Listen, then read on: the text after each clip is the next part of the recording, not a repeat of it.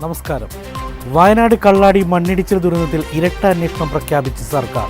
തുരങ്ക നിർമ്മാണം തുടരുക, അപകട സാധ്യത പരിശോധിച്ച ശേഷം മാത്രമെന്നും പാരിസ്ഥിതിക അനുമതി നൽകിയപ്പോൾ കൊടുത്ത കർശന നിർദ്ദേശങ്ങൾ കരാർ ഏറ്റെടുത്തവർ പാലിച്ചിട്ടുണ്ടോ എന്നും പരിശോധിക്കുമെന്നും മുഖ്യമന്ത്രി വി.ഡി. സതീശൻ വ്യക്തമാക്കി.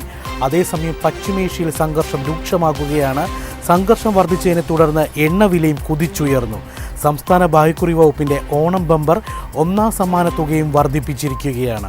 ഈ മണിക്കൂറിലെ ഏറ്റവും പ്രധാനപ്പെട്ട വാർത്തകൾ നോക്കാം. എല്ലാ പ്രേക്ഷകർക്കും ഒരു മണി വാർത്തയിലേക്ക് സ്വാഗതം.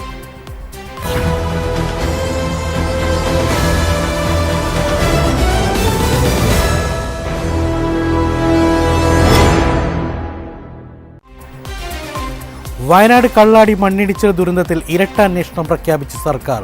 വയനാട് ദുരന്തവുമായി ബന്ധപ്പെട്ട് ഇതുവരെയുള്ള റിപ്പോർട്ടുകൾ മന്ത്രിസഭായോഗം വിലയിരുത്തി.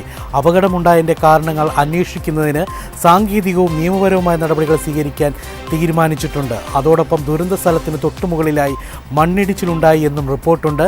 അതും കൂടി പരിശോധിക്കുമെന്നും മുഖ്യമന്ത്രി പറഞ്ഞു. കേന്ദ്ര സർക്കാർ തുരങ്ക നിർമ്മാണത്തിനായി പാരിസ്ഥിതിക അനുമതി നൽകിയപ്പോൾ കൊടുത്ത കർശന നിർദ്ദേശങ്ങൾ കരാർ ഏറ്റെടുത്തവർ പാലിച്ചിട്ടുണ്ടോ എന്നും പരിശോധിക്കും. അപകട സാധ്യതകൾ ഉണ്ടോ എന്നത് പരിശോധിച്ച ശേഷമാകും പണി തുടരുക. ഇപ്പോഴത്തെ നിർമ്മാണ പ്രവർത്തികൾ പരിശോധനയ്ക്ക് ശേഷമാകും ഉണ്ടാകുക. അപകടമുണ്ടായ കാര്യവും കേന്ദ്ര സർക്കാരിൻ്റെ പാരിസ്ഥിതിക അനുമതി നൽകിയപ്പോഴുള്ള നിർദ്ദേശവും പാലിക്കപ്പെട്ടിട്ടുണ്ടോ എന്നും അന്വേഷിക്കും. ഇത് രണ്ടാണെന്നും അതിനാൽ അന്വേഷണവും ഇതുമായി ബന്ധപ്പെട്ട് നടത്തുമെന്നും മുഖ്യമന്ത്രി പറഞ്ഞു.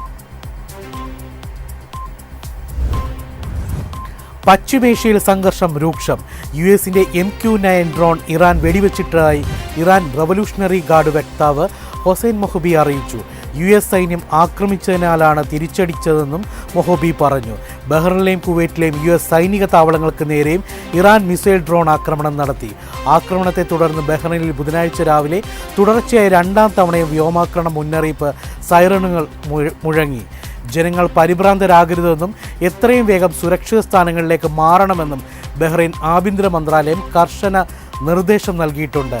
ശത്രുക്കളുടെ മിസൈലുകളെയും ഡ്രോണുകളെയും തങ്ങളുടെ വ്യോമ പ്രതിരോധ സംവിധാനം ശക്തമായി നേരിടുകയാണെന്നും കുവൈറ്റ് സൈന്യവും വ്യക്തമാക്കി.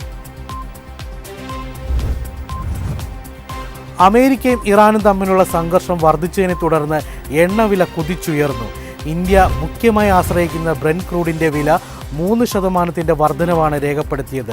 നിലവിൽ ബാരലിന് $76 മുകളിലാണ് എണ്ണവില.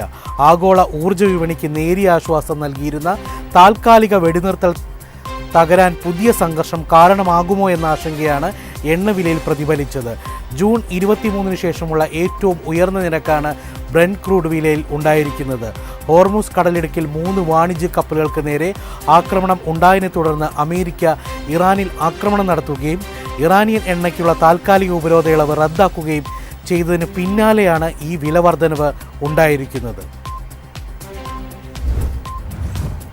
കേര ഫെഡിൻ്റെ കേര വെളിച്ചെണ്ണയുടെ വില കുറച്ചു. 1 ലിറ്റർ പാക്കറ്റിന് 332 രൂപയിൽ നിന്നും 299 രൂപയായും 500 ml പാക്കറ്റിന് 167 രൂപയിൽ നിന്നും 151 രൂപയുമായാണ് കുറച്ചത്. ഓണം വിപണി ലക്ഷ്യമിട്ടാണ് കേര വെളിച്ചെണ്ണയ്ക്ക് വീണ്ടും വില കുറച്ചത്. സംസ്ഥാനത്തെ എല്ലാ ചില്ലറ വിൽപ്പന കേന്ദ്രങ്ങളിലൂടെയും പുതിയ വിലയിൽ കേര വെളിച്ചെണ്ണ ലഭ്യമാകും.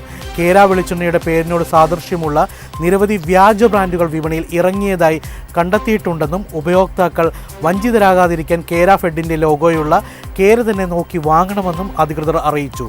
ഉപഭോക്താക്കളെ തെറ്റിദ്ധരിപ്പിക്കുന്ന ഇത്തരം ഉൽപ്പന്നങ്ങൾക്കെതിരെ കർശന നടപടികൾ സ്വീകരിച്ചു വരികയാണെന്നും അധികൃതർ അറിയിച്ചു. PSCയുമായി ബന്ധപ്പെട്ട ഗുരുതര ആരോപണങ്ങളെപ്പറ്റി ക്രൈംബ്രാഞ്ച് അന്വേഷിക്കും. പരീക്ഷാക്രമക്കേടുകൾ അടക്കമുള്ള പരാതികളാണ് ഉയർന്നു വന്നിട്ടുള്ളത്. KAS പരീക്ഷയെപ്പറ്റി പരാതികൾ ഉയർന്നിട്ടുണ്ട്. ഇൻ്റർവ്യൂവിൽ മാർക്ക് കൂട്ടിക്കൊടുത്തു എന്നതടക്കമുള്ള എല്ലാ കാര്യങ്ങളും ക്രൈംബ്രാഞ്ച് അന്വേഷിക്കുമെന്ന് മുഖ്യമന്ത്രി വി.ഡി. സതീശൻ വ്യക്തമാക്കി. മന്ത്രിസഭാ യോഗശേഷം ക്യാബിനറ്റ് തീരുമാനങ്ങൾ അറിയിക്കുകയായിരുന്നു അദ്ദേഹം. ക്രൈംബ്രാഞ്ചിൻ്റെ പ്രത്യേക സംഘമായിരിക്കുമോ അന്വേഷിക്കേണ്ടത് എന്നടക്കം ആഭ്യന്തര വകുപ്പ് പരാതികളുടെ ഗൗരവമനുസരിച്ച് തീരുമാനിക്കും. അത് ആഭ്യന്തര വകുപ്പിൻ്റെ വിവേചനാധികാരമാണെന്നും മുഖ്യമന്ത്രി വി.ഡി. സതീശൻ കൂട്ടിച്ചേർത്തു. PSCയുടെ വിശ്വാസ്യത വീണ്ടെടുക്കാൻ വേണ്ടിയുള്ള നടപടികൾ സ്വീകരിക്കും. ചോദ്യം തയ്യാറാക്കുന്നതിൽ മാർക്കിടുന്നതിൽ KAS പരീക്ഷയെക്കുറിച്ചടക്കം നിരവധി പരാതികളാണ് PSCയെ പറ്റി ഉയർന്നു വന്നിട്ടുള്ളത്. അതെല്ലാം അന്വേഷിക്കട്ടെ എന്നും അന്വേഷണം നടത്താതെ ഒരു തീരുമാനത്തിലെത്താൻ സാധ്യമല്ലെന്നും ഒരു സ്ഥാപനത്തിൻ്റെ വിശ്വാസ്യത നശിപ്പിക്കാൻ സർക്കാർ തയ്യാറാകുകയില്ല, പരാതികൾ അന്വേഷിക്കാതിരിക്കാൻ ഒരു നിവൃത്തിയുമില്ലെന്നും മുഖ്യമന്ത്രി വ്യക്തമാക്കി. തിരുവനന്തപുരത്ത് 2ാം മെഡിക്കൽ കോളേജിന് കേന്ദ്ര സർക്കാരിൻ്റെ അനുമതി തേടി കേരളം. മെഡിക്കൽ കോളേജിന് എത്രയും വേഗം അനുമതി ലഭ്യമാക്കണമെന്നും ഈ അധ്യയന വർഷം പ്രവേശനം നടത്താനുള്ള ഇടപെടൽ ഉണ്ടാകണമെന്നും ആരോഗ്യമന്ത്രി K. മുരളീധരൻ കേന്ദ്രത്തോട് ആവശ്യപ്പെട്ടു. കേന്ദ്ര ആരോഗ്യമന്ത്രി JP നദ്ദയുമായി നടന്ന ഓൺലൈൻ യോഗത്തിലാണ് മന്ത്രി ഈ കാര്യം ചൂണ്ടിക്കാട്ടിയത്. NHM പദ്ധതികളുടെ അവലോകന യോഗത്തിലാണ് മന്ത്രി കേരളത്തിൻ്റെ സുപ്രധാന ആവശ്യം ഉന്നയിച്ചത്. മെഡിക്കൽ കോളേജിനായി കേന്ദ്ര ആരോഗ്യമന്ത്രിയിൽ നിന്നും ഉറപ്പ് ലഭിച്ചതായി ആരോഗ്യമന്ത്രിയുടെ ഓഫീസ് അറിയിച്ചു. കേന്ദ്ര സഹായമായ 150 കോടി ഉടൻ അനുവദിക്കണമെന്നും കേരളം കേന്ദ്രത്തോട് ആവശ്യപ്പെട്ടിട്ടുണ്ട്. എയിംസിനായി 10 സ്ഥലങ്ങൾ കണ്ടെത്തിയിട്ടുണ്ടെന്ന് കേരളം കേന്ദ്രത്തെ അറിയിച്ചു. സാധ്യതാ പഠനം പൂർത്തിയാക്കി ഉടൻ എയിംസിനായി അനുമതി ലഭ്യമാക്കണമെന്നും ആവശ്യപ്പെട്ടു. കേന്ദ്ര ആരോഗ്യമന്ത്രി JP നദ്ദയുമായി നടന്ന ഓൺലൈൻ യോഗത്തിലാണ് കേരളം ഈ ആവശ്യങ്ങളെല്ലാം ഉന്നയിച്ചത്. പ്രതിപക്ഷ നേതാവ് പിണറായി വിജയന്റെ മകൾ T. വീണയുടെ കണ്ണൂരിലെ ഭൂമി പരിശോധിച്ച് മാസപ്പടി കേസ് അന്വേഷിക്കുന്ന ED ഉദ്യോഗസ്ഥർ. ഭൂമിയുടെ ആധാരവുമായി എത്തിയായിരുന്നു ഉദ്യോഗസ്ഥരുടെ പരിശോധന. ഇന്നലെ രാവിലെയായിരുന്നു പരിശോധന നടത്തിയത്. വില്ലേജ് ഓഫീസറുടെ സഹായത്തോടെ 80 സെന്റ് ഭൂമിയും വീടിന് സമീപത്തുള്ള സ്ഥലവും പരിശോധിച്ചു. വില്ലേജ് ഓഫീസർ കാണിച്ചു കൊടുത്ത ഈ സ്ഥലത്തിൻ്റെ ഫോട്ടോകൾ പകർത്തിയ ശേഷമാണ് സംഘം മടങ്ങിയത്. ഭൂമിയുടെ നികുതി രേഖകൾ ED ഉദ്യോഗസ്ഥർ കൊണ്ടുപോയി. CMRL എക്സാലോജിക് സാമ്പത്തിക ഇടപാട് കേസിൽ പിണറായി വിജയന്റെ മകൾ T. വീണയെ 2 തവണ ED ചോദ്യം ചെയ്തിരുന്നു. 3ാം തവണയും ചോദ്യം ചെയ്യുമെന്ന സൂചനകൾക്കിടയിലാണ് കണ്ണൂർ പിണറായിയിലെ ഭൂമിയിൽ പരിശോധന നടത്തിയത്. നേരത്തെ വീണയുടെ ബാങ്ക് ലോക്കറും ED ഉദ്യോഗസ്ഥർ പരിശോധിച്ചിരുന്നു.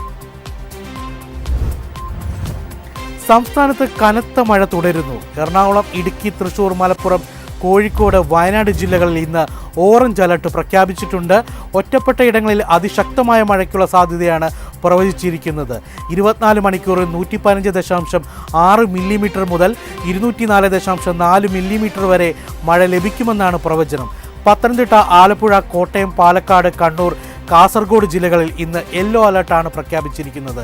24 മണിക്കൂറിൽ 64.5 മില്ലിമീറ്റർ മുതൽ 115.5 മില്ലിമീറ്റർ വരെ മഴ ലഭിക്കാം.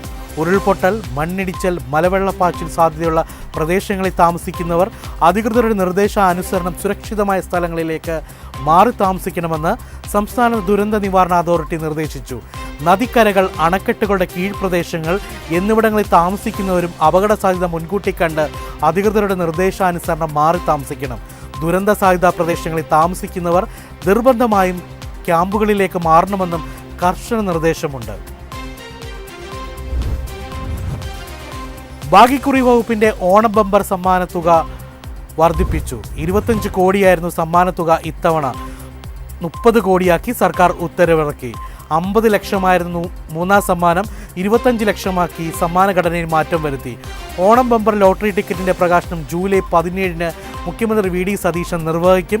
ടിക്കറ്റ് വിലയിൽ മാറ്റമില്ല. 500 രൂപയാണ് ടിക്കറ്റ് വില. രാജ്യത്ത് ഇത്രയും ഉയർന്ന തുക ലോട്ടറി സമ്മാനമായി നൽകുന്നത് കേരളത്തിലാണ്.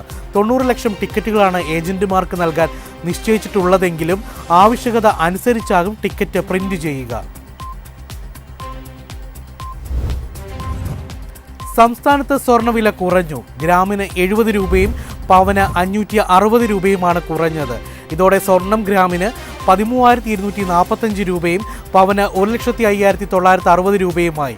18 ക്യാരറ്റ് സ്വർണം ഗ്രാമിന് 60 രൂപ കുറഞ്ഞ് 10,885 രൂപയായി. പവന് 480 രൂപ കുറഞ്ഞ് 87,080 രൂപയിലെത്തി. വെള്ളി ഗ്രാമിന് 245 രൂപയിലാണ് വ്യാപാരം. ഇതോടെ 1 മണി വാർത്ത പൂർണ്ണമാകുന്നു. ഒരു ഇടവേളയ്ക്ക് ശേഷം മാർക്കറ്റ് അപ്ഡേറ്റ്സുമായി അമൃത എലിസബത്ത് എബ്രഹാം ചേരും. നമസ്കാരം.